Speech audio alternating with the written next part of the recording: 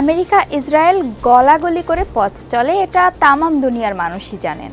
ইসরায়েলের ৭ খুন দেখেও না দেখার ভান করে মাফ করে মার্কিনিরা। আর ইরানের সঙ্গে আমেরিকার সম্পর্ক এর ঠিক উল্টো। সেই ইরান যখন ইসরায়েলে বলে কয়ে হামলা চালায়, যুক্তরাষ্ট্র বসে থাকবে তা কি হয়? সরাসরি যুদ্ধ কিংবা হামলায় অংশ না নিলেও ইরানের উপর আরও কঠোর নিষেধাজ্ঞা দেওয়ার হুঁশিয়ারি দিয়েছে যুক্তরাষ্ট্র। তবে ইসরায়েলে ইরানি হামলার জবাবে দেশটির বিপক্ষে পদক্ষেপ নিতে এবার বুঝে শুনে পা ফেলছে মার্কিন যুক্তরাষ্ট্র। ইতোমধ্যেই হোয়াইট হাউস জানিয়েছে, ইরান ইসরায়েল যুদ্ধ বেঁধে গেলে এতে সরাসরি জড়াবে না যুক্তরাষ্ট্র।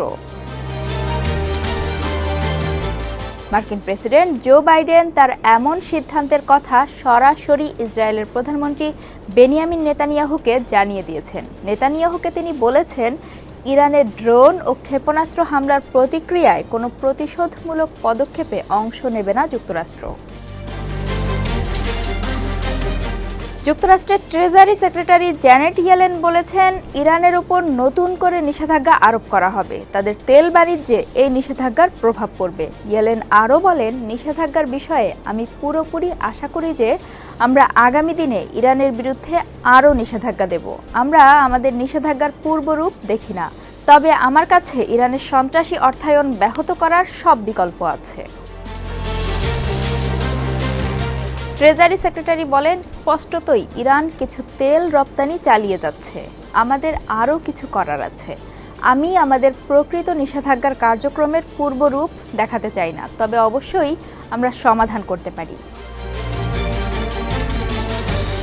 কংগ্রেশনাল রিসার্চ সার্ভিস CRS এর তথ্য মতে, ইরানের উপর ওয়াশিংটনের নিষেধাজ্ঞা ইতোমধ্যেই দেশটির সাথে প্রায় সমস্ত মার্কিন বাণিজ্য নিষিদ্ধ করেছে। নিজেদের দেশে থাকা ইরান সরকারের সম্পদ জব্দ করে রেখেছে আমেরিকা।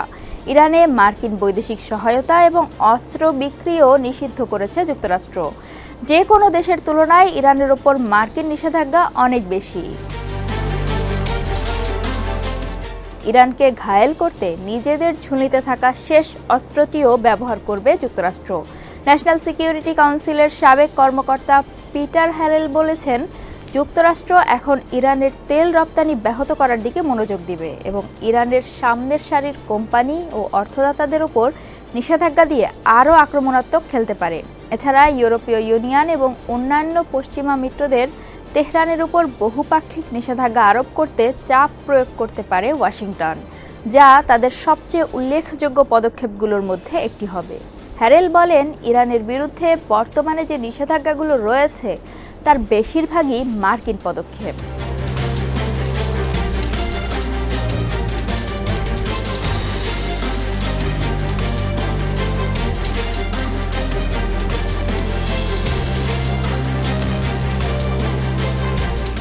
এদিকে হাউস রিপাবলিকান নেতারা প্রেসিডেন্ট জো বাইডেনকে চলমান নিষেধাজ্ঞাগুলো কার্যকর করতে ব্যর্থ হওয়ার জন্য অভিযুক্ত করেছেন এবং বলেছেন যে তারা ইরানের ওপর নিষেধাজ্ঞাগুলোকে কঠোর করতে একাধিক বিল উত্থাপন করবেন। ইরান যুক্তরাষ্ট্র সম্পর্ক একসময় সমান্তরাল হলেও একটা সময় এই দুই দেশের পথ দুদিকে বেঁকে যায় নানা কারণে। ইরানের ওপর বিভিন্ন সময়ে নিষেধাজ্ঞা আরোপ করে যুক্তরাষ্ট্র।